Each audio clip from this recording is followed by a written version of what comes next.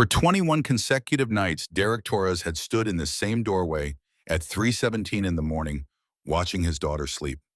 The digital clock on Lily's nightstand cast a pale blue glow across her small form, illuminating the way her fingers clutched the faded pink rabbit, even in unconsciousness, knuckles white against matted fur.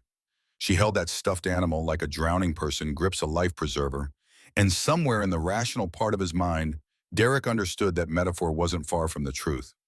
The house was silent except for the soft whisper of the central heating and the occasional creak of settling wood. Outside the San Bernardino suburbs slept peacefully rows of modest homes with trim lawns and sensible cars parked in driveways.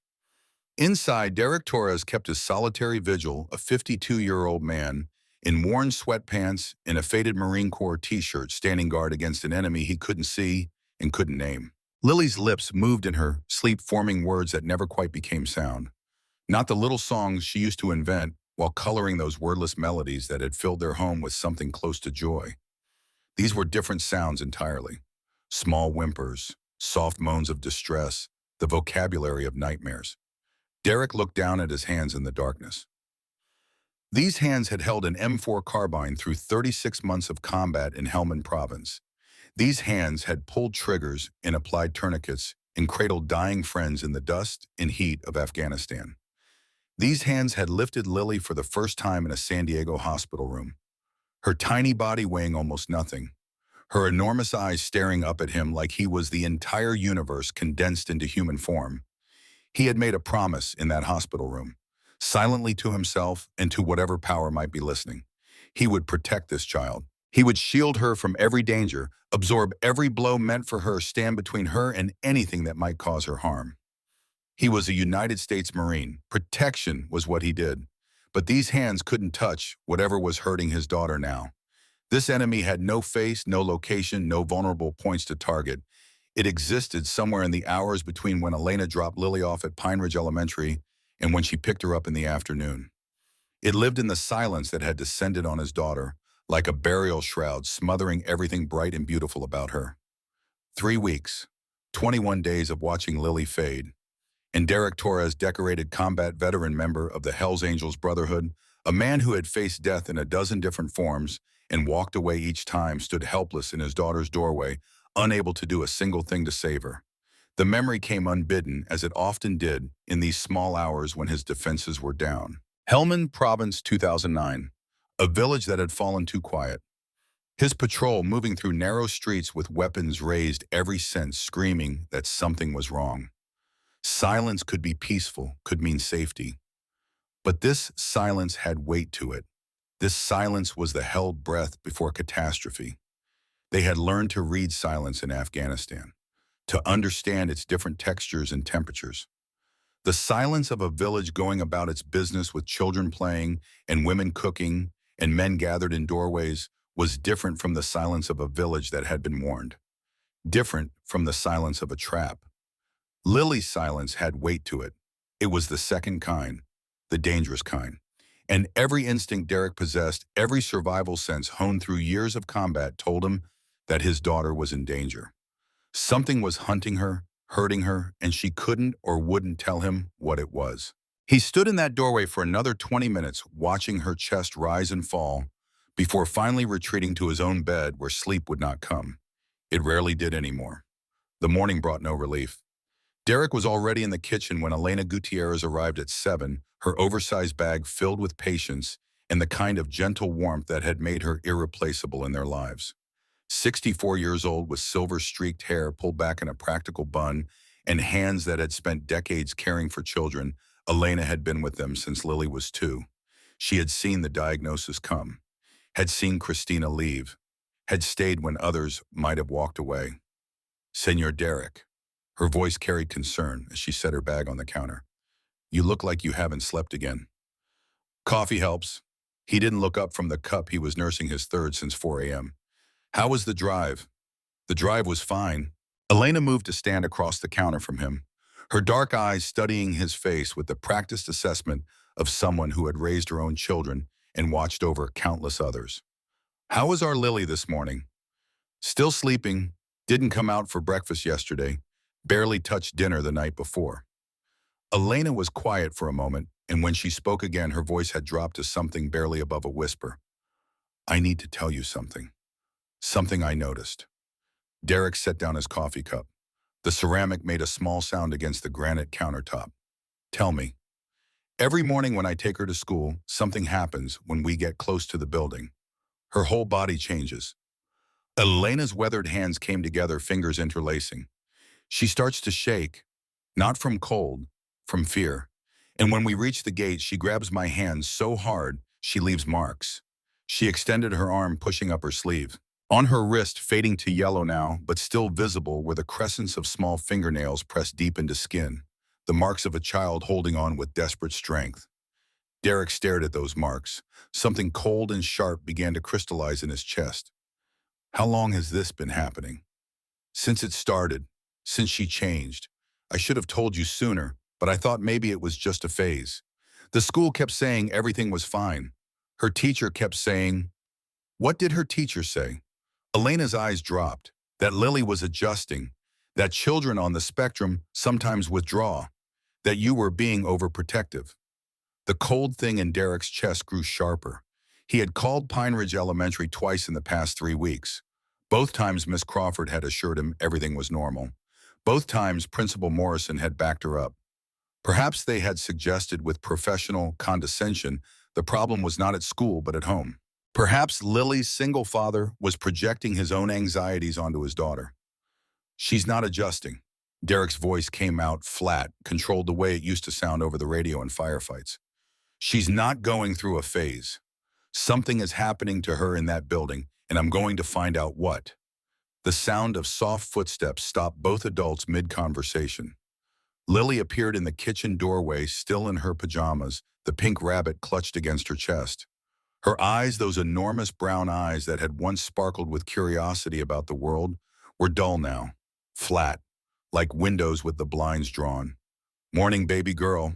Derek forced lightness into his voice the way the therapist had taught him. Keep things calm. Keep things predictable. Want some breakfast? Elena can make your favorite pancakes.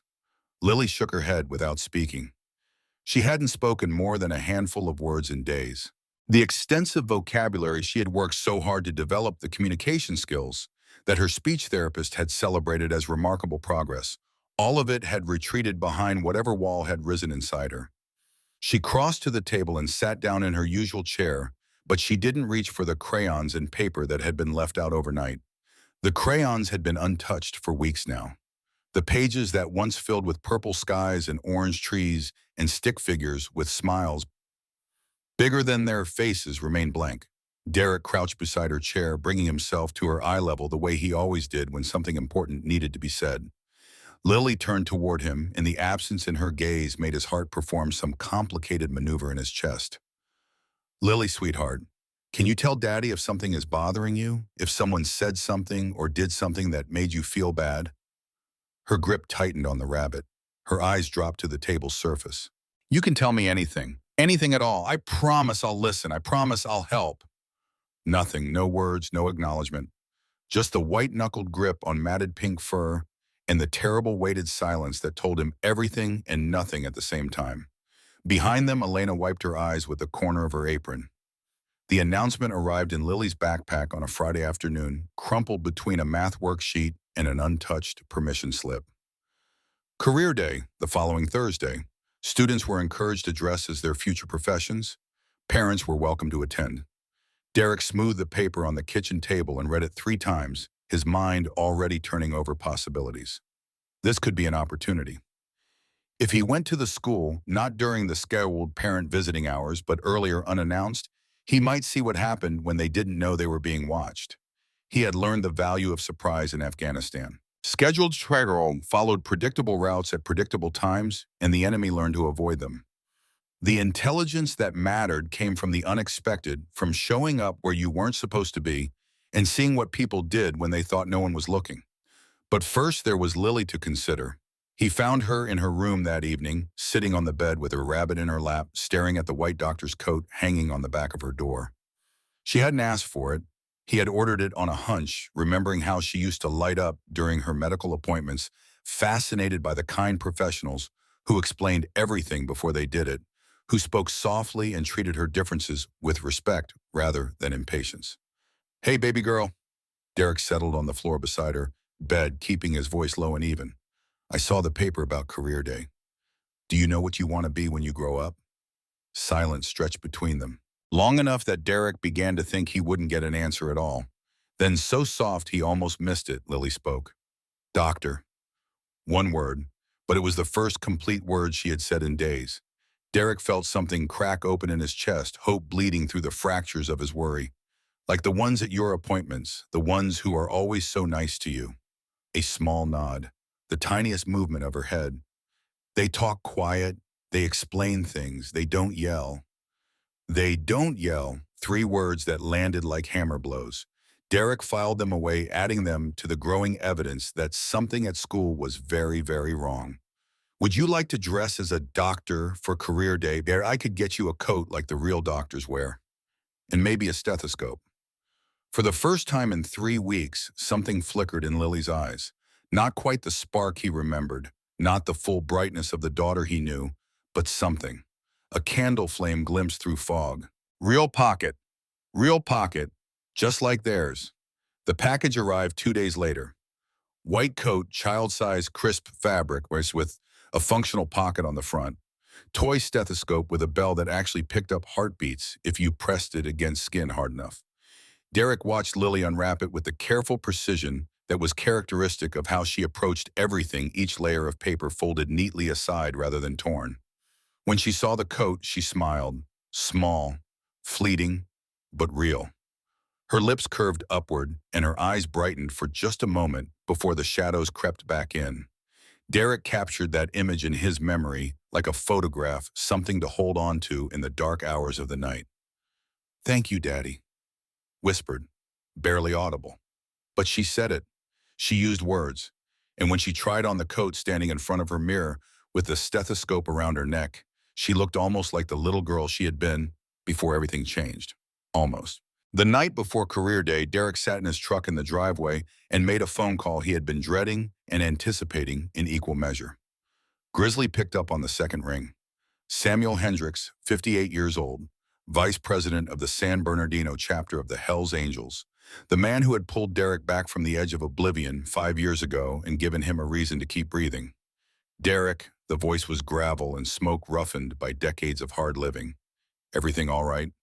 No. Derek watched the lights in Lily's window, the shadow of Elena moving past as she put his daughter to bed. Something's wrong with Lily. Something at school. I've been trying to figure it out for 3 weeks and I'm no closer than when I started. Silence on the line. Not the empty kind, the listening kind. The kind that said, I'm here, tell me more. She stopped talking, stopped singing, stopped drawing. She's been carrying this one stuffed rabbit everywhere like it's the only thing keeping her alive.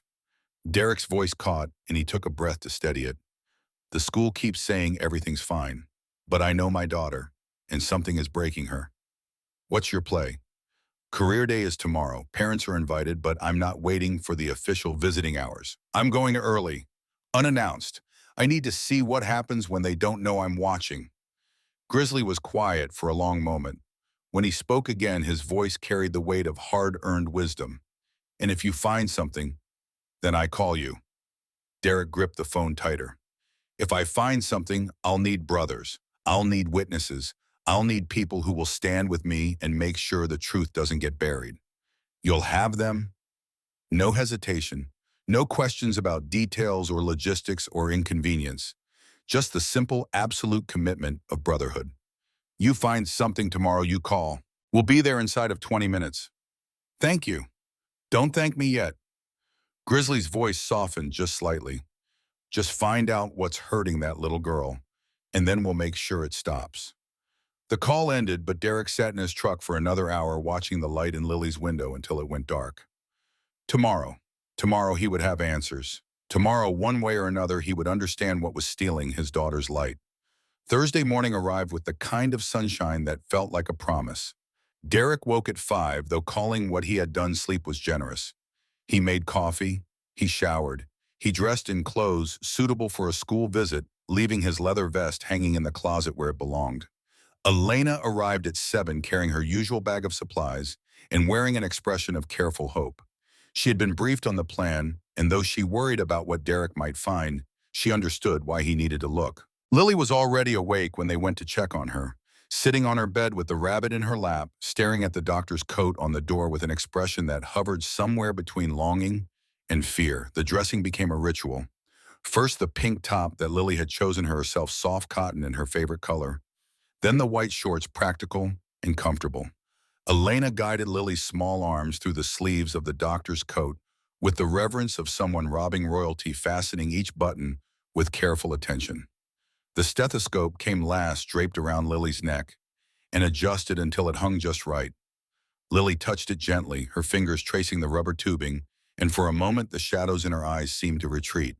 Elena stepped back, her weathered hands coming to rest on her hips. "The most beautiful doctor I have ever seen." Lily's lips curved upward. Not a full smile, but something close. Something that made Derek's heart ache with hope and terror in equal measure. He emerged from his bedroom to find them in the hallway, Lily standing in her costume like a small white beacon of determination. The coat was slightly too big for her, the sleeves extending past her wrists, but she wore it with a dignity that transcended its ill fit. Derek crouched to meet her eyes the way he always did when something important needed to be said. Lily looked at him, the rabbit tucked under one arm, her free hand gripping the stethoscope. "You look perfect, baby girl." His voice came out rough. "A real doctor. You're going to have such a good day." He wanted to believe it, needed to believe it. Maybe this was the turning point. Maybe whatever had been hurting her was behind them now. Maybe today would be the day his daughter came back to him completely. Lily nodded but didn't speak. The silence between them felt fragile, like glass about to shatter. Elena gathered Lily's backpack, double-checking the contents with practiced efficiency. Lunchbox, water bottle. The permission slip Derek had finally signed. She took Lily's hand and together they walked toward the front door. Derek followed them out, watching as Elena buckled Lily into the car seat, making sure the coat didn't wrinkle. Through the window he could see his daughter's profile, the white coat bright against the dark interior of Elena's sedan. She looked brave. She looked ready. She looked like she was trying so hard to be okay. He tapped on the window. Lily turned and he raised his thumb in the gesture they had shared 1,000 times before. Their thing, their language. When words felt too hard, she raised her thumb back. Elena pulled away from the curb, and Derek watched until the car disappeared around the corner. The morning sun caught the white of Lily's coat through the rear window one last time before she was gone. He stood there on the sidewalk, coffee growing cold in his hand, trying to shake the feeling that something was wrong, that sending her to school today is a mistake, that he should have kept her home, kept her safe, kept her away from whatever was lurking in that building. But he pushed the feeling down. He was being paranoid, overprotective. She was going to have a good day. She was going to be fine. The outfit Lily left home in that morning, that crisp white doctor's coat that had brought the first real light to her eyes in weeks, wouldn't be what she was wearing an hour later. Derek arrived at Pine Ridge Elementary at 9:45, 15 minutes before the scheduled career day presentations were supposed to begin. He had told his crew at the garage he would be late, didn't explain why, didn't need to. When you run with brothers who understand that family comes first, you don't have to justify choosing your daughter over a day's work. The parking lot was fuller than he expected. Minivans and sedans packed into spaces marked for visitors. Parents arriving early to watch their children's moment in the spotlight. Derek found a spot near the back, killed the engine, and sat for a moment in the silence of his truck. His hands gripped the steering wheel harder than necessary. He forced himself to breathe, to relax. This was just a school visit, just a father checking in. Nothing dramatic, nothing confrontational. He just needed to see Lily in her element to understand what happened during the hours she spent away from him. The memory surfaced again, as it so often did in moments of stress. Hellman, 2009. A compound they had been ordered to clear. Intel suggested enemy combatants inside, but something felt wrong. The angles were bad, the sightlines favored defenders. His platoon leader wanted to breach immediately, but Derek had argued for patience, for observation, for understanding the situation before committing. They had waited. They had watched. And what they discovered was that the compound was a trap rigged with explosives that would have killed half his squad if they had rushed in blind. Patience. observation, understanding. Those lessons had saved his life in Afghanistan. They might save his daughter now. The front office waved him through without question. Career day meant parent visitors were expected. He signed the clipboard, accepted a visitor badge, and followed the signs toward the first grade wing. The hallways smelled like every elementary school in America. Crayons and cleaning supplies, and the particular sweetness of juice boxes. Construction paper decorations lined the walls. Student artwork celebrating spring and sunshine, and the things 6-year-olds thought were important. Derek walked slowly, his boots echoing on the linoleum, following the sound of children's voices. Room 104, Miss Crawford's class, Lily's room. The door was closed but not locked. Through the small window, Derek could see movement inside. Bright colors, small bodies shifting in their seats. He reached for the handle, turned it slowly, and pushed the door open. What he saw stopped his heart mid-beat. Lily stood at the front of the classroom, and she was trembling. Not the small nervousness of a child about to present, the full body shaking of someone in distress, someone afraid, someone whose world had just become unbearable. She was wearing a clown costume. Oversized rainbow-colored clothing swallowed her small frame. Baggy striped pants pulled around her ankles. A ruffled collar circled her neck. And her face, her beautiful face, was painted with garish makeup, white foundation, exaggerated red smile, blue diamonds over her eyes. The paint was smeared, streaked with the clear tracks of tears that had cut through it. Derek's brain refused to process what he was seeing. This wasn't possible. This wasn't what she left home wearing. Elena had dressed her in the doctor's coat. He had seen it himself. He had given her a thumbs up through the car window. His eyes scanned the rest of the classroom, desperate for context, for explanation, for anything that would make this make sense. Every other child was dressed correctly. A miniature firefighter sat in the front row, plastic helmet shining. Behind him, a tiny veterinarian in scrubs with a stuffed dog under her arm. An astronaut, a teacher with a small pointer, a chef with a paper hat, a police officer, an engineer with a toy hard hat. Everyone was exactly what they were supposed to be. Everyone except Lily. Then he saw the teacher. Miss Diane Crawford, 34 years old, stood 3 feet from his daughter. Her finger pointed directly at Lily's face. Her mouth was moving, words coming out in sharp bursts. Derek couldn't hear them clearly over the rushing sound in his ears, but he could read the tone. Harsh, scolding, cruel. Lily's hands clutched the pink rabbit against her chest, the only familiar thing left in her world. Her eyes were squeezed shut, tears leaking from the corners. She was trying to make herself smaller, trying to disappear. And then Derek saw the worst part. On Miss Crawford's desk, propped carefully on a stack of textbooks with the lens facing Lily, was a phone. The screen glowed with the unmistakable red dot of an active recording. She was filming this. Whatever this was, whatever humiliation she had orchestrated, she was capturing it deliberately. The angle was perfect. The framing intentional. This wasn't an accident. This wasn't spontaneous. This was planned. Something cold and sharp crystallized in Derek's chest. Not the hot flash of immediate anger. Something deeper, something surgical. The kind of rage that thinks clearly, that calculates, that doesn't make mistakes. The memory hit him like a flashback. Helmand, 2009. A Taliban fighter holding a gun to a child's head. Derek had 3 seconds to decide. Pull the trigger immediately or wait for a better angle. Impulse or strategy. He had waited. He had found the shot. He had saved the child without losing any of his squad. Evidence first. Understanding second. Action third. He stepped backward out into the hallway and pulled out his phone. He had a call to make. Grizzly picked up before the second ring finished. Derek, what's wrong? I need everyone. Derek's voice was low and controlled, the voice he used to use over combat radio. Pine Ridge Elementary. I need them now. Bring everyone. A pause. Not hesitation. Calculation. How bad? They hurt Lily. 3 words. That was all it took. We're rolling in 10. The line went dead. Derek made 2 more calls. Same message, same response.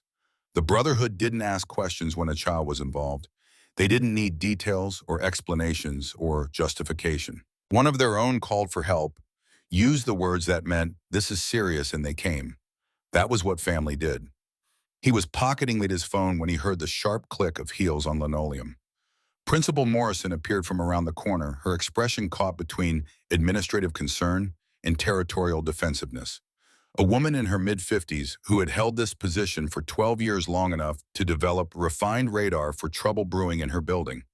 Mr. Torres, she approached with the measured pace of someone trying to appear calm. Is everything all right? I heard you were visiting Miss Crawford's class. Derek looked at her, really looked at her, tried to see if she knew, if she was aware of what was happening in room 104, if she had received complaints before and ignored them, or if she was just another administrator too busy with paperwork to notice a teacher destroying a child. Do you know what's happening in that classroom right now? Morrison's eyebrows drew together. It's career day. The children are presenting their future professions. It's a tradition My daughter is in there dressed as a clown. Derek's voice remained steady, but each word carried weight. She left home this morning in a doctor's coat. White coat, toy stethoscope. Proud as I've ever seen her. Now she's wearing a clown costume she's never owned, crying while your teacher films her with a phone. The principal's face shifted. Confusion first, then concern, then something that looked like dawning horror.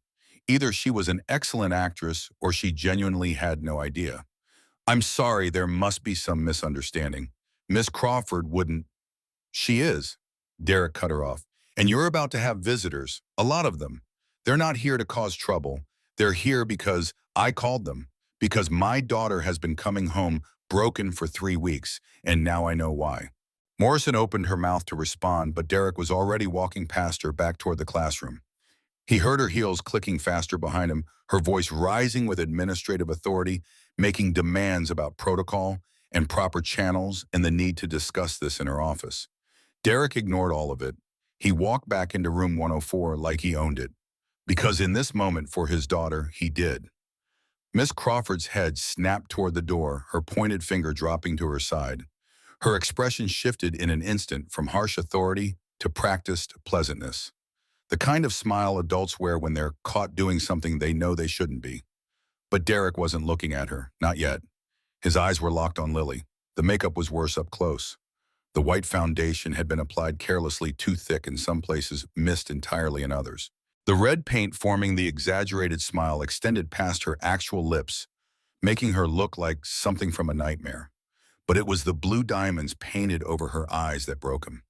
They were smudged now, mixed with tears and sweat streaking down her cheeks in watercolor rivers of misery. Her hands shook as they gripped the rabbit. Not a slight tremor, a full shake that traveled from her fingers up through her small wrists. He had seen that shake before. During her worst meltdowns, when the world became too much and her nervous system overloaded, she was on the edge of a complete breakdown, and she had been holding it together alone in front of all these people. Derek's eyes moved methodically through the rest of the room. 2 other parents stood near the back wall, their expressions uncomfortable. They had been watching this. They had seen whatever happened before he arrived. One of them, a blonde woman in yoga pants and a cashmere sweater, met his eyes briefly before looking away.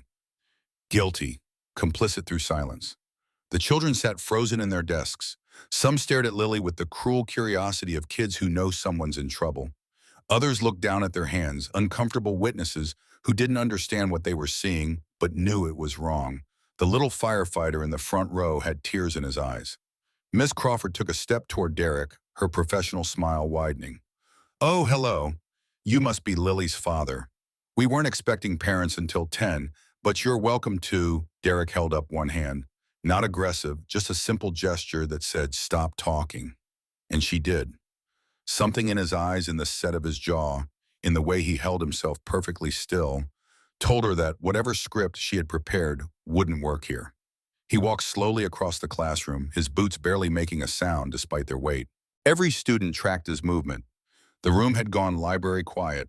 When he reached Lily, he crouched beside her, bringing himself to her eye level. She turned toward him, and the relief that flooded her face nearly undid his control. A small sound escaped her throat. Not quite a word, more like a whimper of recognition. Daddy's here. Daddy found me. He wanted to hold her, wanted to pick her up and walk out and never let anyone hurt her again. But not yet. He needed to see more, understand more. His eyes drifted past Lily to the teacher's desk, to the phone still propped on those textbooks. The screen was visible from where he crouched. The red recording dots still glowed, still capturing everything. Derek's mind assembled the pieces with terrible clarity.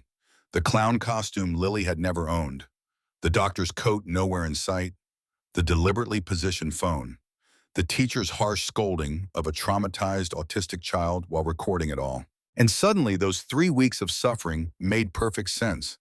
This wasn't the first time. This was just the first time he had seen it. Miss Crawford shifted her weight defensive now. Mr. Torres, I can explain. Lily seemed overwhelmed by the assignment, so I thought making it fun, making it silly. Derek stood slowly, his hand resting gently on Lily's shoulder. He looked at the teacher with an expression that was somehow worse than anger. Colder, more final. He didn't say a word. He didn't need to. What he did next would bring the entire school to a standstill. He turned and walked back toward the classroom door, leaving Lily standing there, leaving the teacher mid-explanation, leaving everyone confused about what had just happened. But as he reached the threshold, he heard it. The first sound was so distant, so faint, that most people in room 104 didn't register it at all. But Derek heard it, a low rumble on the edge of perception, like thunder rolling in from miles away. Right on time, the little girl dressed as a veterinarian was trying to continue her presentation, talking about how she wanted to help sick puppies when she grew up. Her voice was small and sweet, and Miss Crawford was nodding along with forced enthusiasm, trying to pretend the tension in the room didn't exist. Then the window started to rattle, just slightly at first, a vibration in the glass that made the Venetian blinds tap gently against the frames. The veterinarian stopped mid-sentence, distracted by the sound. Other children looked toward the windows, confused. The rumble grew louder, deeper. Not thunder, not traffic. Something else entirely. Something that carried a rhythm, a pulse, the synchronized heartbeat of machinery and power moving as one unit. Miss Crawford's smile faltered. That's probably just construction nearby. Let's continue with... The sound doubled, then tripled. A cascade of engines, each one adding to the chorus until it became impossible to ignore. The walls themselves seemed to vibrate with it. Pencils rolled off desks. A poster in the back corner came loose and drifted to the floor. The classroom went completely silent. Every child turned toward the windows now. Even Lily lifted her head, her tear-streaked face reflecting confusion mixed with something that might have been hope. She looked back at Derek, a question in her eyes. He nodded once. It's okay, baby girl. Daddy's got this. The rumble had become a roar. Miss Crawford moved to the window, pulling the blinds aside with shaking hands. What she saw made her step backward, her professional composure cracking like ice under pressure. The school parking lot was filling with motorcycles. They poured in from every entrance, a river of chrome and leather and rumbling power. Hell's Angels insignia marked every vest, every jacket, a uniform declaration of brotherhood and purpose. They weren't speeding, weren't revving engines unnecessarily. They were simply arriving, parking in organized rows, kickstands going down in near-perfect synchronization. 200 riders, maybe more, and they were all dismounting. The engine sounds began to die one by one until the air filled with a different sound. Boots. Heavy boots hitting pavement, then concrete, then the polished floors of Pine Ridge Elementary School. The first wave entered through the main entrance. Derek knew because he could track their progress by sound alone. The front doors opening. The unified footsteps echoing through the administrative wing. Voices asking calmly, politely where room 104 was located. No one tried to stop them. How do you stop 200 men walking with purpose, with unity, with the kind of quiet determination that says, we are not here to be turned away? They filled the hallway outside the classroom first. Derek could see them through the door's window. Leather vests worn over denim and flannel. Colors displayed proudly. Faces weathered by years of sun and wind and road. Grizzly was at the front, his silver beard braided, his eyes locked on Derek through the glass. A silent question. You good? Derek gave the slightest nod. I'm good, but we've got work to do. More brothers filled in behind. The hallway became a sea of leather and solidarity. They weren't loud, weren't aggressive. They simply existed as an overwhelming presence, a force that changed the fundamental nature of everything happening in this building. Other classroom doors began to open. Teachers peered out their faces, showing various stages of shock and fear. Students pressed against their own windows, eyes wide, mouths open. One second-grade teacher actually gasped audibly. Principal Morrison stood frozen in the hallway, phone still pressed to her ear, surrounded by more bikers than she had probably seen in her entire life. She was trying to maintain authority, trying to speak in her principal voice, but it came out as a whisper. You can't, you can't all be in here. This is a school. There are children. Grizzly looked down at her with an expression that managed to be both respectful and immovable. Yes, ma'am, that's exactly why we're here. Because there are children. The blonde woman in yoga pants who had stood silently in room 104 while Lily suffered pushed through the bikers in the doorway. Her face had gone pale, and when she spoke, her voice carried the sharp edge of privilege, confronting something it didn't understand. This is outrageous. I'm calling my lawyer. I'm calling the police. These, these people have no right to be here. She pointed at Derek with a manicured finger. You, I know who you are. Diane told me about you. The overprotective father who can't accept that his daughter has problems, who blames everyone else instead of, shh, ma'am. Derek's voice cut through her tirade like a blade through paper. Your friend forced my daughter out of the costume she chose, dressed her as a clown without her consent, painted her face while she cried, and filmed the whole thing to post on social media. That's not overprotection. That's recognizing abuse. The blonde woman's mouth opened, closed. Her eyes darted to Miss Crawford, who had gone very, very still. Diane wouldn't. She didn't. The evidence is on her desk. Derek pointed to the phone still recording on its stack of textbooks. 7 hours of footage. Feel free to watch before you call your lawyer. Inside room 104, the children sat in stunned silence. The little firefighter was crying openly now. The veterinarian had abandoned her presentation entirely. And Miss Crawford stood in the center of the room, surrounded by witnesses she hadn't anticipated, caught in a web she had spun herself. Derek walked back to his daughter, crouched beside her one more time, placed his hand gently on her small shoulder. We're going to fix this, baby girl. His voice was soft, meant only for her. Everything that happened to you, everything that made you so scared and so sad, it ends today. I promise. Lily looked up at him, and through the smeared makeup and the tear tracks and the trembling, something shifted in her eyes. Not trust restored entirely. Not the shadows banished completely, but a crack in the wall, a fissure where light could enter. She reached out with one small hand and touched his face. Daddy found out. Whispered, barely audible, but the first complete sentence she had spoken to him in weeks. Daddy found out. He covered her hand with his own. And Daddy's never going to let anyone hurt you like this again. Behind them, the Brotherhood stood watch in the hallway. 200 men who had dropped everything, rearranged their lives, canceled their days to answer one phone call, to stand witness to whatever truth was about to emerge. The phone on Miss Crawford's desk continued to record. The evidence continued to accumulate, and somewhere in the distance, the sound of police sirens began to grow. The storm had arrived, and it was just getting started. Principal Morrison pushed her way into room 104, her face a mask of administrative panic. Behind her, more bikers continued to fill the hallway, their presence transforming the elementary school into something it had never been before. A place where power dynamics had shifted, where the usual rules no longer applied. Mr. Torres, Morrison's voice shook despite her obvious effort to control it. This is completely unacceptable. You cannot summon a motorcycle gang to an elementary school. There are children here. There are safety protocols. There's a teacher who stripped my daughter of her chosen costume, forced her into clown clothes, painted her face against her will, and recorded it for social media content. Derek didn't raise his voice. He didn't need to.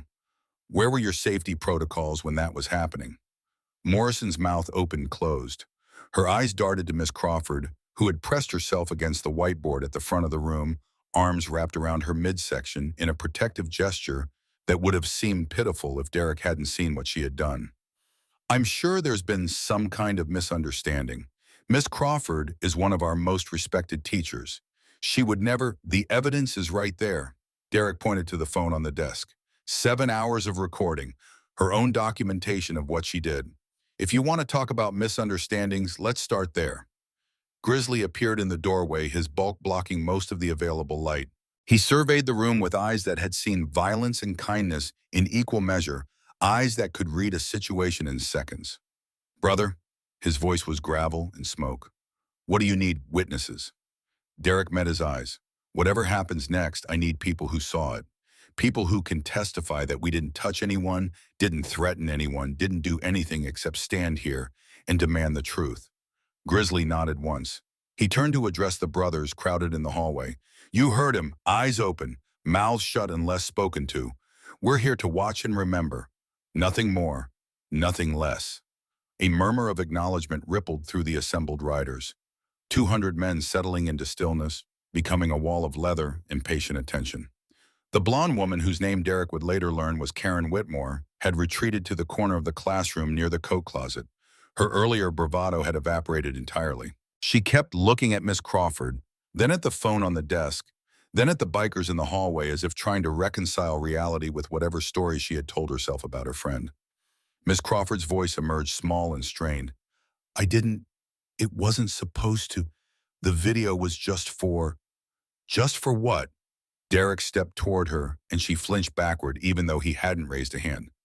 Just for laughs, just for content, just for views. I needed... She stopped. Started again. You don't understand the pressure.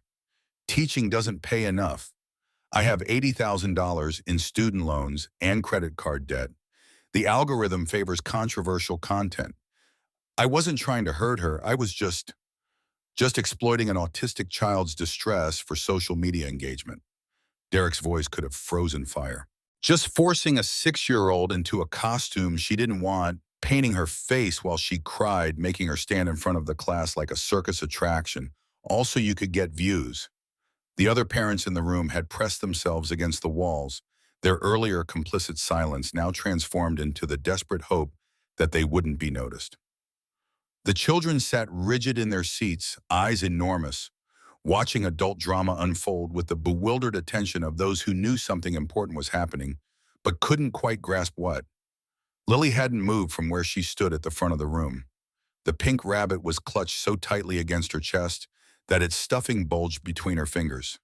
But her eyes had found Derek and stayed there, anchoring herself to the one person in this room she knew beyond doubt would protect her. The sound of sirens grew closer. Someone had called the police, whether Morrison or one of the teachers or a concerned parent in the parking lot watching 200 bikers descend on an elementary school. It didn't matter who. What mattered was that official attention was coming, and with it, the opportunity for documentation that couldn't be disputed. Derek turned to Grizzly. Make sure none of the brothers interfere with the police when they get here.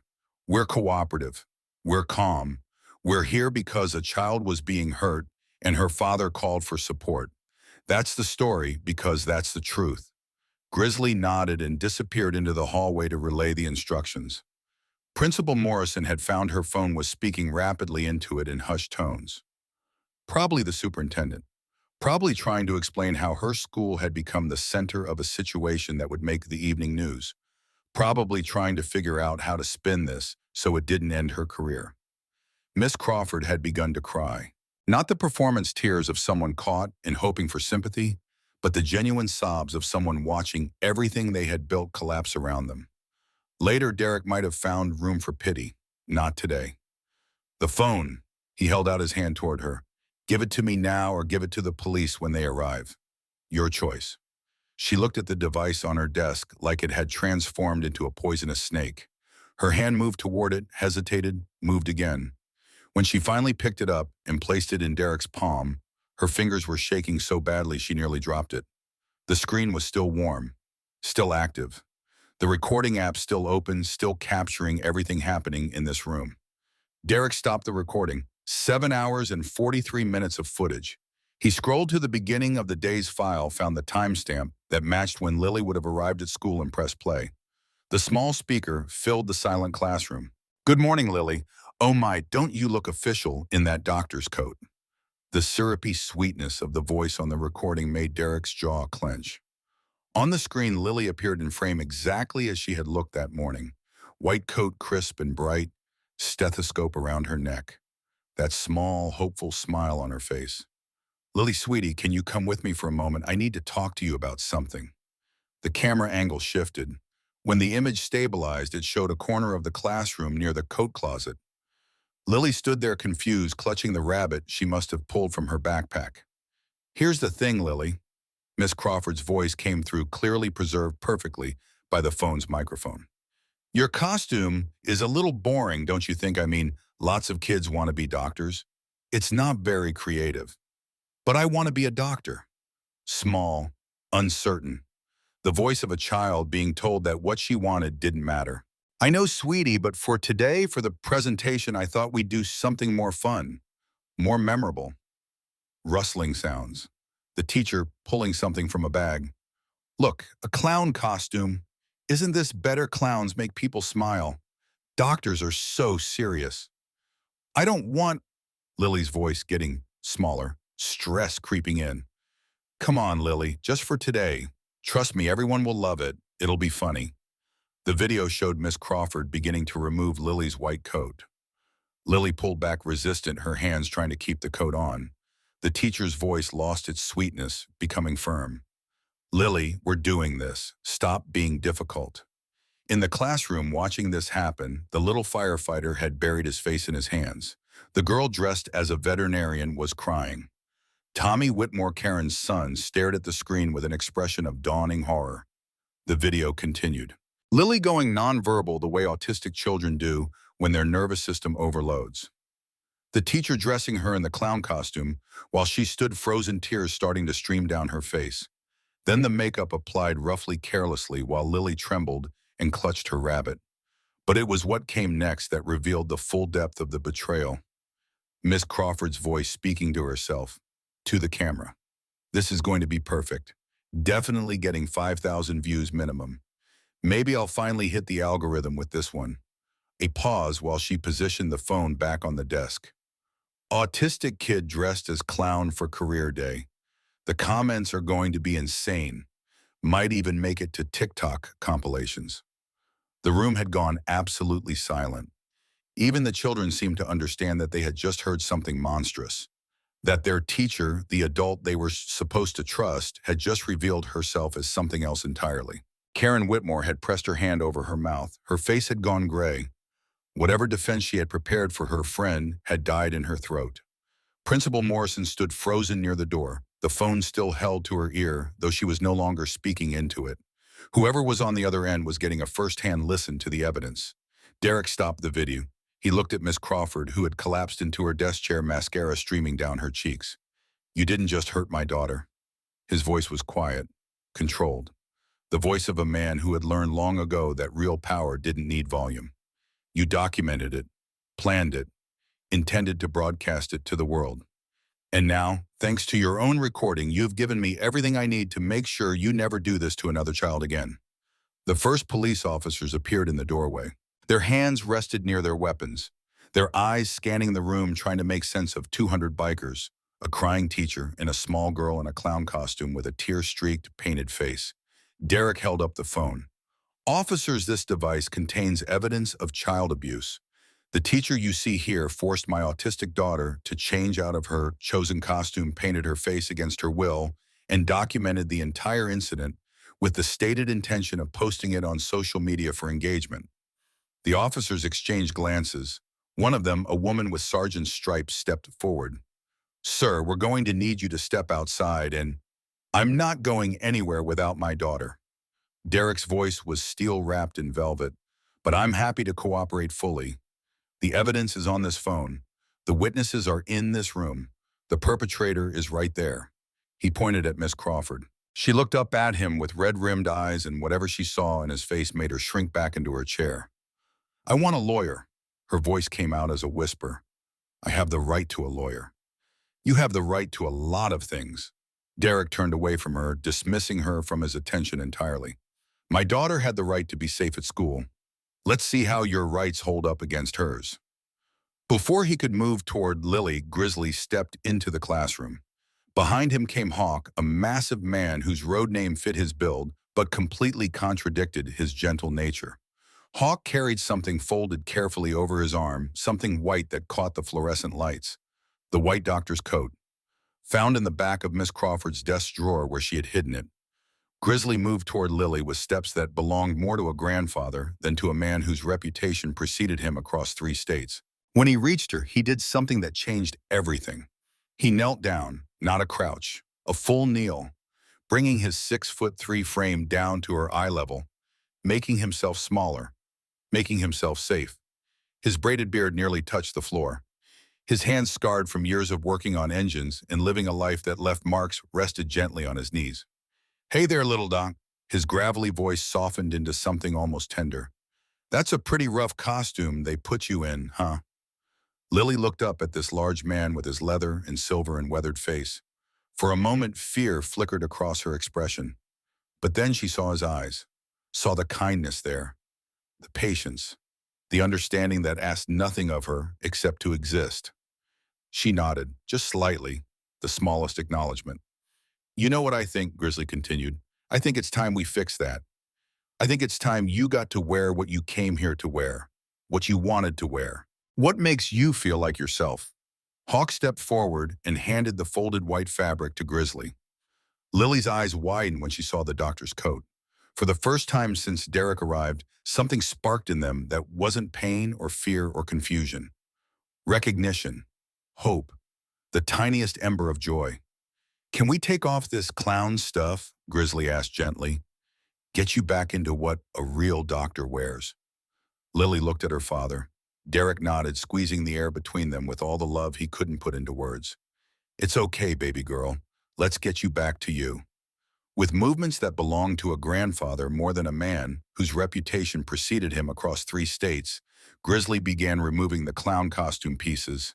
The ruffled collar came off first, revealing Lily's pink top underneath, the one Elena had dressed her in that morning when the world still felt safe. Then the baggy pants carefully pulled down and folded aside, showing her white shorts. Hawk produced a package of wet wipes from somewhere in his vest, the kind bikers kept for cleaning road dust and grime. Grizzly used them to gently clean Lily's face, wiping away the garish makeup with patient strokes. The white foundation dissolved. The exaggerated smile disappeared. The blue diamonds faded. With each stroke, more of Lily emerged, more of the real child beneath the costume someone else had forced upon her. She sat very still through it all, her breathing steady, her eyes watching Grizzly's face as he worked, looking for signs of judgment, perhaps, or mockery, or the cruelty she had learned to expect. She found none of it.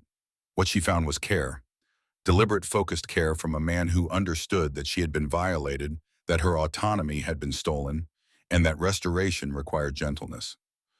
When her face was clean, Grizzly held up the white doctor's coat. "Arms up, Doc." Lily released her rabbit long enough to slip her arms into the sleeves. The coat settled onto her shoulders like a homecoming, familiar and right in hers. Hawk produced the toy stethoscope from his pocket, the one that had also been hidden in that desk drawer, and draped it around her neck. Grizzly sat back on his heels, surveying his work. "There, that's who you really are, little Doc. Not what that teacher tried to make you. This right here, this is the real Lily." Something shifted in her expression. The walls she had built over 3 weeks of trauma didn't come crashing down all at once. Healing doesn't work that way. But a crack appeared, light got in, and through that crack came something Derek hadn't seen in so long he had almost forgotten what it looked like. Lily smiled, not a full smile, not the uninhibited joy of a child who had never known hurt, but a smile nonetheless. Small, fragile, real. It transformed her face, brought color back to her cheeks, made her look like the girl who used to hum while coloring, who used to show her toy doctor kit to the neighbor kids, who used to believe the world was fundamentally safe. Her small hand found her father's larger one again, fingers intertwining, anchoring herself to the person who had protected her, who had believed her silent suffering meant something, who had refused to accept that this was just a phase. But her other hand, the one that had been clutching the rabbit, reached out tentatively toward Grizzly. Her fingers brushed the patch on his vest, the Hells Angels insignia that marked him as part of something bigger than himself, part of a brotherhood, part of a family that showed up when called, part of a community that protected its own. She traced the letters with one finger, her expression thoughtful. Then she looked up at Grizzly, and in her eyes was an understanding beyond her 6 years. These men weren't scary. They weren't dangerous. They were safe. They were protection. They were the wall between her and anyone who would hurt her again. Grizzly's weathered face softened into something that might have been emotion, might have been pride, might have been the complicated feeling of seeing a child understand that she matters, that she's worth defending, that 200 men dropped everything because her pain was important. "You're one of us now, little Doc." His voice was quiet. "That means if anyone ever tries to hurt you again, they don't just answer to your dad. They answer to all of us. You understand?" Lily nodded. And this time it wasn't the small, uncertain nod of a traumatized child. It was the nod of someone who had been given something precious, precious and rare, the knowledge that she wasn't alone, that she was protected, that she was safe. Derek felt his throat tighten. He had called his brothers hoping for backup, for witnesses, for the kind of presence that would force the truth into daylight. What he had gotten was so much more. He had gotten a family that didn't just stand with him, but knelt down to restore his daughter's dignity, piece by careful piece. The police separated them for questioning within an hour of the restoration. Detective Maria Santos, a woman in her 40s with kind eyes and a no-nonsense demeanor, sat across from Derek in his own living room while a child psychologist from the department spoke with Lily in her bedroom. Elena had insisted on staying, and no one had the heart or the authority to make her leave. Derek answered every question with the precision of a man who had spent years giving after-action reports. Timeline, observations, evidence. He walked Santos through the 3 weeks of Lily's withdrawal, the phone calls to the school that had yielded nothing but reassurances, the decision to arrive unannounced and on career day. He described what he had seen when he opened that classroom door. The costume, the makeup, the phone recording, everything. Santos listened without interruption, her pen moving steadily across her notepad. When Derek finished, she was quiet for a long moment before speaking. "The footage on Miss Crawford's phone corroborates everything you've told me. 7 hours of recordings spanning multiple days. Your daughter wasn't the only target, but she appears to have been the primary one." Derek's hands curled into fists against his thighs. Multiple days. At least 3 weeks of documented incidents. Miss Crawford was building what she called a content library. She had notes about optimal posting times, hashtag strategies, which platforms would generate the most engagement. Santos's voice carried a thread of disgust she didn't bother to hide. She kept detailed records of which videos performed best. Your daughter's distress apparently generated significant viewer response. The cold thing in Derek's chest grew sharper. 3 weeks. The exact duration of Lily's suffering. Every day she had come home silent and broken. That woman had been recording her trauma and calculating how to monetize it. What happens now? Miss Crawford has been taken into custody. She's being charged with child endangerment, emotional abuse of a minor, and exploitation of a child for commercial purposes. Given the documentation she helpfully provided, the district attorney is confident about prosecution. Santos closed her notepad. "The school district is already in damage control mode. I expect you'll be hearing from their lawyers soon, probably with settlement offers designed to make this go away quietly." "I'm not interested in quiet." Santos studied him for a moment, something like respect flickering in her eyes. "I didn't think you would be. For what it's worth, Mr. Torres, you did the right thing today. A lot of parents would have just pulled their child and tried to move on. What you did, bringing witnesses, ensuring documentation, refusing to let this be swept under the rug, that takes courage." 3 days later, the lawsuit threat materialized in the form of a man named Richard Sloan. Derek was in the kitchen making breakfast when the doorbell rang. He opened it to find a man in an expensive 3-piece suit standing on his porch, salt and peppered hair perfectly styled, a smile that didn't reach his eyes. "Mr. Torres, I'm Richard Sloan, attorney representing Miss Diane Crawford. May I come in?" Derek didn't move from the doorway. "Say what you came to say." Sloan's smile flickered but held. "My client is considering a countersuit against you for defamation, invasion of privacy, and intentional infliction of emotional distress. What you did at that school, summoning 200 bikers to surround an elementary school, could be characterized as intimidation, terrorism even." Derek waited.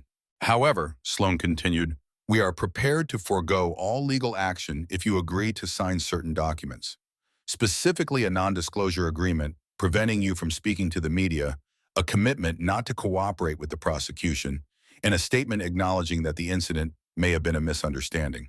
Your client recorded herself explaining that she was exploiting my daughter for social media views. There's no misunderstanding to acknowledge. Video can be taken out of context. Statements made in moments of stress don't always reflect true intentions. A good defense attorney could argue that Miss Crawford was joking or that the recordings were meant to document concerning behavior for professional purposes. And you think a jury would believe that? Sloane's mask slipped slightly, revealing something harder underneath. I think a prolonged legal battle would be expensive and exhausting for everyone involved. I think your daughter has already been through enough without being dragged through depositions and court appearances. I think you might want to consider what's best for her long-term well-being rather than pursuing some vendetta against a teacher who made a mistake in judgment. Derek stepped forward. Sloane stepped backward, his confidence faltering. Let me tell you what I think. Derek's voice was low-controlled, carrying the weight of steel. I think your client tortured my daughter for 3 weeks. I think she did it deliberately, documented it carefully, and planned to profit from it. I think she saw a vulnerable child and decided that child's pain was worth money to her. He took another step. Sloane retreated to the edge of the porch. I also think you came here hoping to intimidate me, hoping that threats of legal action would make me crawl away and let your client escape consequences. But here's what you don't understand about me. Because Derek stopped leaving just enough space between them to be legal, just enough to be threatening. I spent 3 years in Afghanistan in places where people wanted to kill me every single day. I watched friends die. I held their bodies while the life drained out of them. I came home broken and spent years putting myself back together. And the only reason I'm still alive, the only reason I didn't eat my gun in a garage 5 years ago, is sleeping in a bedroom in this house right now. His voice dropped even lower. So when you threaten me with lawsuits and depositions and legal expenses, you need to understand something. I am not afraid of you. I am not afraid of your client. I am not afraid of anything your firm can throw at me. Because I have already survived things that would break most people, and I will walk through fire to protect my daughter. He stepped back, leaving space for Sloane to flee. We're done here. Don't come back. Sloane practically ran to his car. Derek watched him go, watched the expensive sedan disappear down the street, and felt something settle in his chest. Not peace, not yet, but certainty. That night, after Elena went home and Lily was asleep, Derek sat in the darkness of his living room and allowed himself to think about what he had almost done. The old Derek, the one who had come back from Afghanistan with death in his eyes and nothing left to lose, would have handled this differently. Would have found Miss Crawford alone somewhere. Would have made sure she understood consequences in ways that left marks. Would have let the rage drive him to actions that couldn't be taken back. He had thought about it. In that moment when he watched the video, when he heard her voice calculating how to monetize his daughter's pain, the old Derek had surged up inside him like a wave of black water. He had thought about calling different brothers, the ones who handled problems that couldn't be solved through legal channels. Had thought about the satisfaction of watching fear dawn in Miss Crawford's eyes, the way fear had lived in Lily's. But he hadn't done it, not because he was afraid of consequences, not because he had suddenly developed a deep respect for the legal system, but because Lily was watching, because every choice he made now was a lesson he was teaching her about how to live in a world that would not always be kind. Violence was easy, justice was hard, and Lily needed a father who chose the hard path. His phone buzzed, a text from Grizzly. Lawyer says Sloane's firm is backing off. Word got around about how he ran from your porch. No one wants to represent Crawford now. Derek stared at the message for a long moment, then typed back. Good. One less battle to fight. Grizzly's response came immediately.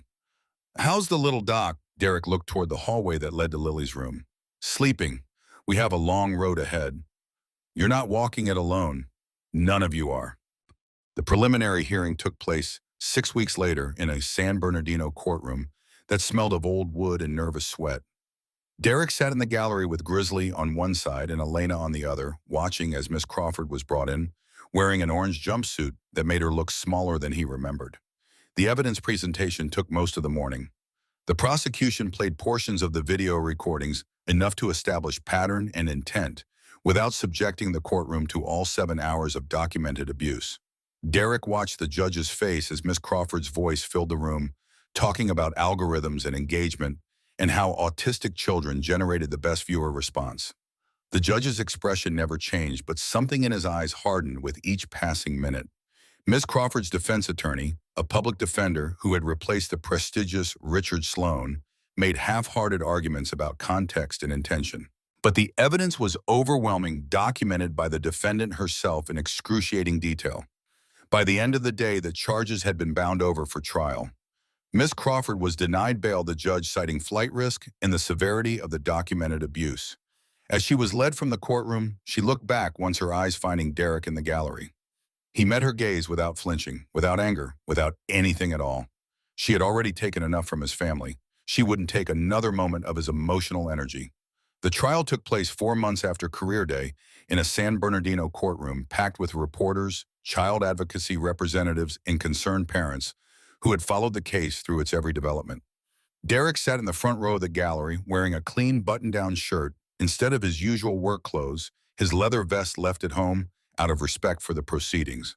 Grizzly sat beside him along with a dozen brothers who had rotated through the trial's duration, ensuring Derek was never alone in that courtroom. Elena occupied the seat on his other side, her weathered hands folded in her lap, her lips moving in what might have been prayer. Miss Diane Crawford sat at the defense table, her once styled hair now limp and gray at the roots, her face bare of makeup, her orange jumpsuit a stark contrast to the professional attire she had worn in her classroom. She looked smaller than Derek remembered, diminished, like something essential had been drained out of her during her months in custody.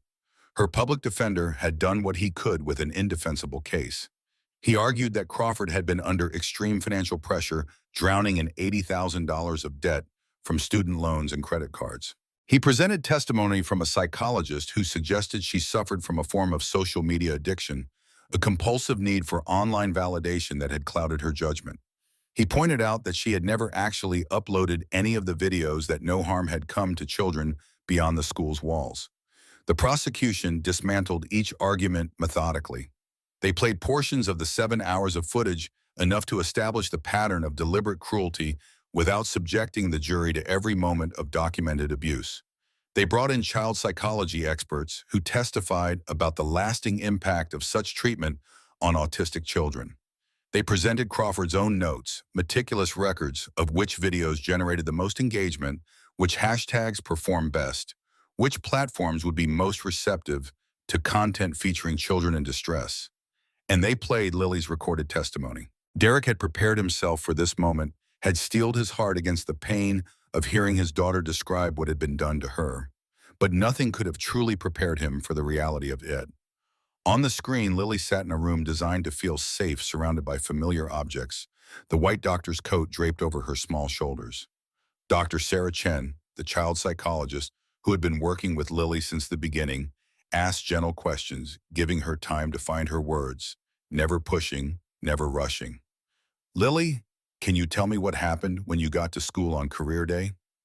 A long pause. Lily's fingers traced the edge of the stethoscope around her neck. "I was wearing my doctor coat, the real one, with the pocket." Her voice was small but steady. "Miss Crawford said it was boring. She said other things would be more fun." "What other things?" "The clown clothes." Lily's grip tightened on the stethoscope. "I said no. I said I didn't want to. But she made me anyway." "How did that make you feel?" "Scared." The word came out barely above a whisper. "And set. And wrong, like I wasn't me anymore." The jury sat in absolute stillness. Several members wiped tears from their eyes. "Lily, is there anything you want to say to the people watching this video?"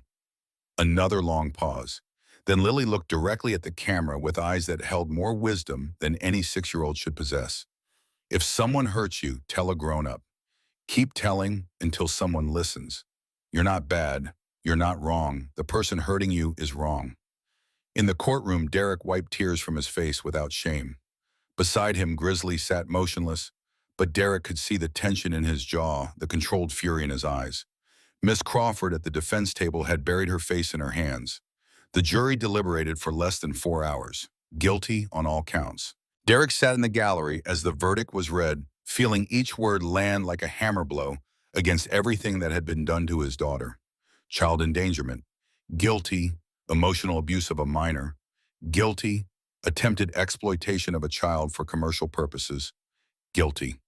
Miss Crawford collapsed in her seat when the final count was announced. Her attorney put a hand on her shoulder, but she shook it off, shoulders heaving with sobs that had come too late to matter. The sentencing hearing came 2 weeks later. Judge Harrison, who had presided over the entire trial, looked at Miss Crawford for a long moment before speaking. In 30 years on the bench, I have seen many things that troubled me, but I have rarely encountered something as deliberately cruel as what you did to this child. Miss Crawford stood at the defense table, her orange jumpsuit now familiar, her face hollow with the weight of consequences she had never anticipated. You took a vulnerable little girl, a child with developmental differences that made her uniquely susceptible to your manipulation, and you exploited her pain for personal gain. You documented your abuse with the intention of broadcasting it to the world. You turned a classroom into a torture chamber and called it content creation. The judge's voice remained steady, but something cold burned in his words. The court sentences you to 3 years in state prison, followed by 5 years of supervised probation.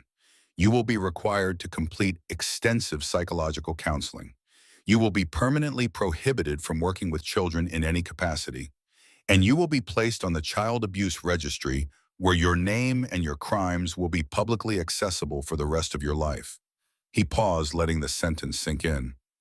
Miss Crawford, children are supposed to be able to trust the adults in their lives. You violated that trust in one of the most fundamental ways possible. I hope that during your time in prison, you come to understand the magnitude of what you've done. The gavel fell, court was adjourned, and somewhere in a modest house in San Bernardino, a little girl in a white doctor's coat was finally truly safe. The seasons turned in San Bernardino, summer heat giving way to autumn cool, and with them turned the pages of Lily's recovery. 8 months had passed since career day. 8 months since 200 motorcycles had descended on Pine Ridge Elementary. 8 months since a father's instinct had exposed a predator hiding behind a teacher's desk. Derek stood at the kitchen window on a Tuesday morning in March, watching Elena help Lily into the car for her drive to Westbrook Academy, a private school specializing in children with developmental differences. The white doctor's coat, now noticeably shorter on Lily's growing frame, hung over her regular clothes. She had insisted on wearing it every day for the first month at her new school, a security blanket made of fabric and memory. Now she wore it only on special occasions when she needed extra courage or wanted to remind herself who she truly was. Today was one of those occasions. Career day had come around again. The irony wasn't lost on Derek. A full year since the worst day of his daughter's life, and here they were facing the same event that had shattered everything. But this time was different. This time Lily had chosen to participate. This time she had asked to present. This time she was ready. His phone buzzed. Grizzly. Thinking about you and the little doc today. Brothers are standing by if you need anything. Derek smiled despite his worry. The Brotherhood's support hadn't wavered in all these months. They checked in regularly, attended Lily's therapy milestones, showed up at autism awareness events wearing their colors in their commitment to protecting vulnerable kids. He typed back, "She's stronger than any of us gave her credit for, but I appreciate knowing you're there." The response came immediately, "Always, that's what family does." At 11:15, his phone rang. Westbrook Academy. "Mr. Torres, this is Principal Reeves. I wanted to call you personally to let you know how Lily's presentation went." Derek's heart clenched. "How was it?" A warm laugh came through the speaker. "Mr. Torres, it was wonderful." Lily stood in front of her entire class in her doctor's coat and gave a presentation about why she wants to be a physician. She spoke clearly and confidently for almost 5 minutes. Several of her classmates asked questions afterward, and she answered every one. Derek sat down heavily, his legs suddenly unreliable. She did. But that's not why I'm calling." Principal Reeves paused. At the end of her presentation, Lily said something I thought you should hear. She said that last year someone tried to take away her dream by making her feel ashamed of who she was. But she learned that being different isn't something to hide. It's something to celebrate. And she learned that because her father showed her what it means to fight for the people you love. Derek couldn't speak. His throat had closed around a knot of emotion too complex to name. Mr. Torres, in 20 years of education, I've rarely seen a child demonstrate that kind of courage and self-awareness. You should be very proud of her. I am. The words came out rough, barely audible. I am. Elena brought Lily home at 3:30 and Derek met them in the driveway. His daughter climbed out of the car with a smile that could have powered the entire city, the white coat slightly askew on her shoulders, her eyes bright with triumph. Daddy, I did it. I talked to everyone and they listened and nobody laughed, and Mrs. Patterson said I was very professional. Derek crouched to meet her, bringing himself to her level the way he always did for important moments. I heard. Principal Reeves called me. She said you were amazing. Lily's smile widened even further. I was scared at first. My tummy felt wiggly. But then I remembered what you said, that being scared doesn't mean you can't be brave. It means you're being brave anyway. That's exactly right, baby girl. And I remembered the Chews, how they came to help us even though they didn't know what was happening. They were probably scared too, but they came anyway. Derek's throat tightened again. A year later, and Lily still thought about that day, still drew strength from the memory of 200 men who had dropped everything to stand with her. They would be so proud of you. He pulled her into a hug, feeling her small arms wrap around his neck. I'm so proud of you. That evening, after Lily was asleep, Derek sat on the back porch with a beer. He wasn't really drinking, watching the stars come out over San Bernardino. He thought about that morning a year ago, the morning he had almost not gone to the school. He had been second-guessing himself all week, wondering if he was being paranoid, overprotective, reading too much into normal childhood phases. Lily's therapist had said withdrawal could be developmental. The school had assured him everything was fine. Even Elena had suggested maybe he just needed to give it time. But something in his gut had refused to let go. That persistent, nagging certainty that something was wrong, that his daughter's silence was screaming something he needed to hear. So he had gone, unannounced, without permission, without an appointment or a scheduled conference, or any of the proper channels that institutions preferred. He had shown up when he wasn't expected. And that had made all the difference, because if he had called ahead, if he had scheduled a visit during official parent hours, that phone would have been put away. The clown costume would have been hidden. Lily would have been in her doctor's coat, and Miss Crawford would have performed the role of caring teacher just long enough to convince him everything was fine. The exploitation would have continued. The trauma would have deepened, and Lily's silence would have stretched from weeks into months, maybe years, maybe a lifetime of not trusting adults to protect her. Derek took a sip of his beer and let the lesson sink in the way he had let it sink in every day for the past year. Children withdraw for reasons. They stop eating for reasons. They clutch comfort objects for reasons. They avoid places and people and situations for reasons. And when a child can't verbalize those reasons, when autism or age or fear or trauma locks the words inside, it becomes the parent's job to investigate, to observe, to trust the instinct that evolution had hardwired into humanity for exactly these moments. Silence protects predators. Speaking up protects children. And sometimes the bravest thing a person can do is simply show up, pay attention, and refuse to look away. The sliding door opened behind him. Lily appeared in her pajamas, the pink rabbit tucked under one arm, her eyes still heavy with almost sleep. Daddy, I had a dream. Derek set down his beer and opened his arms. Lily climbed into his lap, her small body warm against his chest. A bad dream. No, she snuggled closer. A good dream. I dreamed I was a real doctor, and I was helping kids who felt different. And the Chews were there too, making sure nobody bothered us while we worked. Derek held her tighter, feeling the steady beat of her heart against his own. That sounds like a beautiful dream, baby girl. Daddy. Yes, sweetheart. I'm glad you didn't give up. When I couldn't talk, when I couldn't tell you what was wrong, I'm glad you kept trying to find out. Derek closed his eyes against the tears that threatened to fall. I will never give up on you, Lily. Never. That's what daddies do. That's what family does. Like the Chews. Exactly like the Chews. They sat together in the darkness, father and daughter, surrounded by the ordinary sounds of a suburban evening. Somewhere in the distance, a motorcycle engine rumbled, and Lily lifted her head to listen. One of ours, Derek smiled. Could be. They're always out there somewhere, baby girl, watching out for people who need protecting. Lily nodded satisfied and settled back against his chest. Derek looked up at the stars, thinking about everything that had happened in the past year. The fear, the fury, the moment when 200 brothers had answered a single phone call. The trial, the verdict, the slow, steady work of healing. He thought about the scholarship fund Grizzly had started, now grown to $500,000. The network of brothers across the country training to recognize signs of child abuse. The parents who had reached out after hearing Lily's story, finding courage to trust their own instincts, to question the institutions that told them everything was fine. What had begun as one father's desperate attempt to protect his daughter had grown into something larger.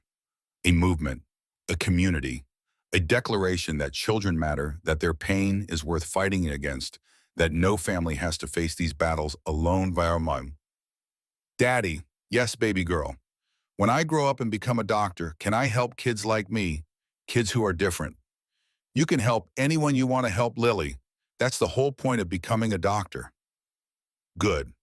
She yawned, her eyes growing heavy again. Because I think there are a lot of kids who need someone to understand them. Someone who knows what it feels like. Derek kissed the top of her head. I think you're right. And I think you're going to be exactly the doctor those kids need. Lily was asleep within minutes, her breathing slow and steady against his chest. Derek held her as the stars wheeled overhead, as the night deepened around them, as somewhere in San Bernardino, a woman in an orange jumpsuit contemplated the magnitude of what she had done. He thought about carrying Lily back to her bed, but decided against it. Some moments were too precious to end. Some nights were meant for holding on. Tomorrow would bring new challenges, new opportunities, new chances to make a difference. But tonight his daughter was safe in his arms. Tonight, the silence between them was the good kind, the peaceful kind. The silence of two people who had been through something together and had emerged stronger on the other side. I've got you, baby girl.